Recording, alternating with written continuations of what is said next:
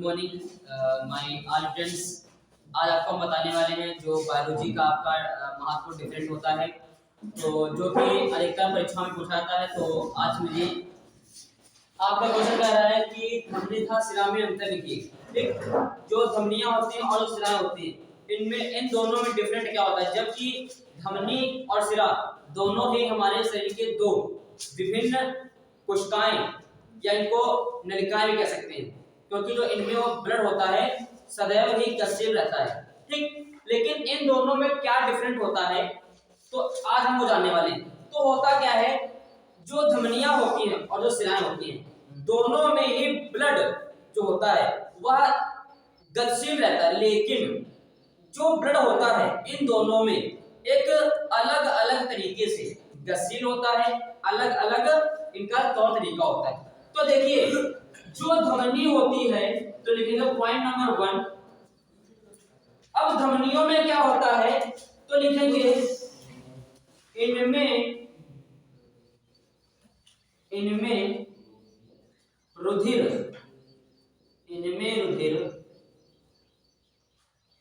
हृदय से अंगों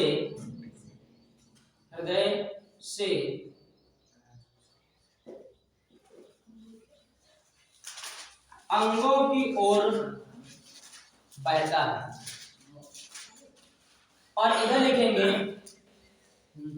इनमें रुधिर अंगों से हृदय की ओर बहता है।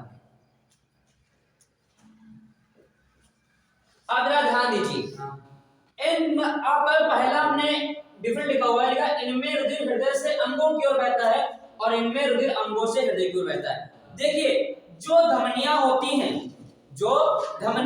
हैं इनमें सदैव शुद्ध रक्त ही बहता है, और जो सिराएं होती हैं इनमें जो रुधिर होता है वह आपका अशुद्ध बहता है। इसीलिए अब देखिए, जो रक्त शुद्धिकरण हमारे हृदय में होता रहता है। भाई, हमारा जो हृदय 1 मिनट में 72 बार धड़कता है, तो इस कंपन के दौरान जो रक्त अशुद्ध वाला होता है उसका शुद्धिकरण हमारे हृदय में होता है। अब जो अशुद्ध वाला होता है उसको सिराएं सभी का ले आती हैं, अंगों से सिराएं लाती हैं, तो अशुद्ध वाला रक्त क्या करती हैं, हृदय में प्रवेश कराती हैं। अब जब रक्त शुद्ध हो जाता है हृदय में, तो वो क्या करता है, शुद्ध रक्त को बाहर भेजता है। तो बाहर जो जिस नस से जाता है, जिस नलिकाओं से जाता है, उसे हम धमनी कहते हैं। तो इसीलिए धमनी में क्या होता है, जो रक्त होता है हृदय से, क्योंकि हृदय से जाएगा, हृदय से अंगों की ओर बहता है। इसीलिए क्योंकि शुद्ध रक्त धमनियों में बहता है और अशुद्ध रक्त सिराओं में बहता है। तो ये क्या करती हैं, धमनियां शुद्ध रक्त को हृदय से अंगों की ओर ले जाएंगी, और ये क्या करेंगी, अशुद्ध रक्त को अंगों से हृदय की ओर ले जाती हैं। ये आपका पहला डिफरेंट हो जाता है। अगला डिफरेंट क्या होता है, ध्यान दीजिएगा, पॉइंट नंबर 2 सो नहीं, इनमें रक्त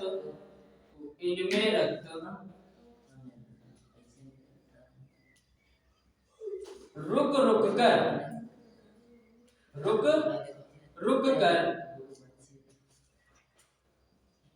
बहता है और इनमें बातें गलत मत करो, इनमें रक्त धीमी गति से बहता है। ध्यान दीजिए, इसका मतलब क्या होता है, जो आपका डिफरेंट नंबर 2 है, इसमें इनमें रक्त रुक कर बहता है। यानी ध्यान दीजिएगा, देखिए होता क्या है, हमारा जो हृदय है वो सदैव कंपन करता है, तो धमनियां इनसे जुड़ी होती हैं, भाई धमनी सिरा दोनों जुड़ी होती हैं।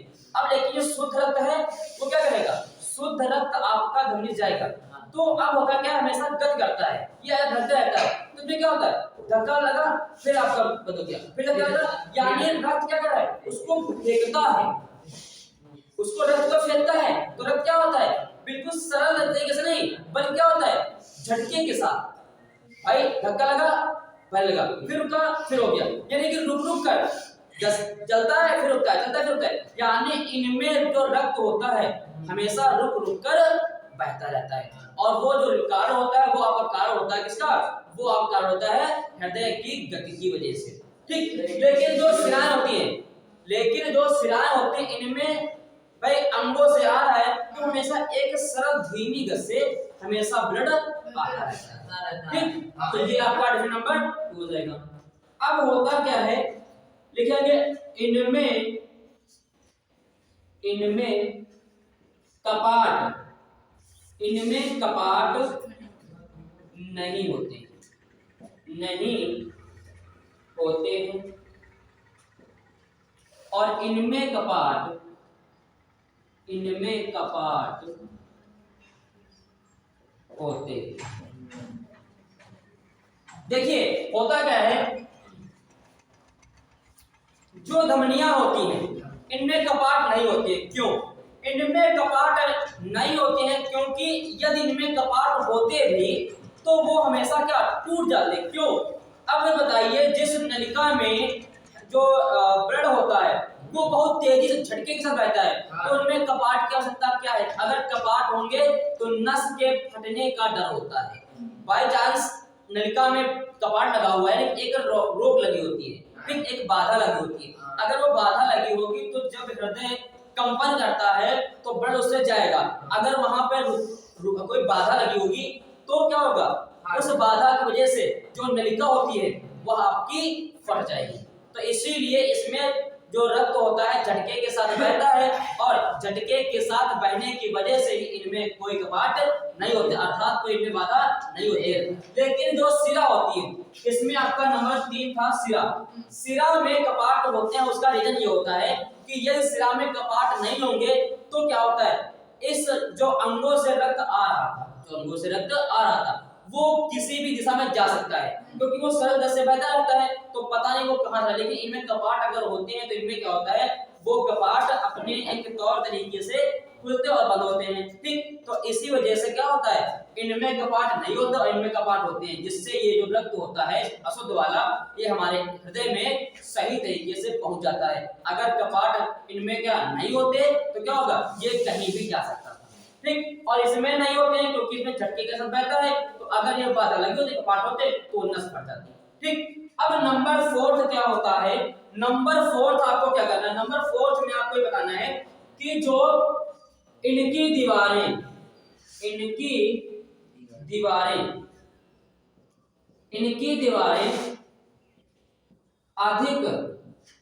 अधिक मोटी तथा लचीली होती हैं और इनमें देखेंगे इनकी दीवारें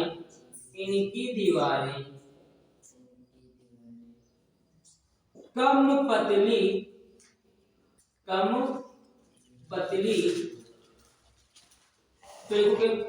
तथा कम लचीली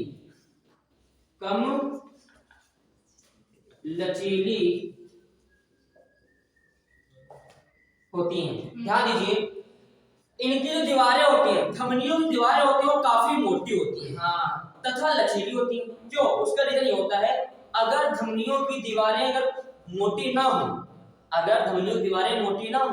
तो धमनियां में क्या जो रक्त होता है बहुत तेजी से बहता है झटके के साथ, तो क्या होगी, धमनी फट जाएगी। भाई बहुत तेज बहता है ना, तो फटने का डर होता है, इसीलिए इसकी दीवार काफी मोटी रहती है तथा लचीली होती है। लचीली क्यों होती है? क्योंकि वो शरीर हमारा होता है हमेशा मोशन में रहता है, गति में रहता है, तो क्या होता है इसमें कोई दिक्कत ना हो। तथा जो आपकी ये सिराएं होती हैं ये क्या होती है, ये बहुत पतली होती है। क्यों? क्योंकि इनमें जो ब्लड होता है ये बिल्कुल एक गति से चलता रहता है, इसीलिए इनमें इनकी दीवारें होती हैं वो पतली होती हैं। और जो ये धमनियां होती हैं हमारे शरीर के काफी अंदर हिस्से में होती हैं और जो सिराएं होती हैं हमारे शरीर के ऊपरी हिस्सों में पाई जाती हैं। ठीक, तो ये आपका आज के लिए हो जाएगा धमनी और सिरा में अंतर। आशा करते हैं कि ये जो आपका क्वेश्चन है डिफरेंट, ये काफी इंपॉर्टेंट है और आपको ये समझ में आया होगा। तो हमारे चैनल को लाइक, सब्सक्राइब और कमेंट जरूर करें। धन्यवाद।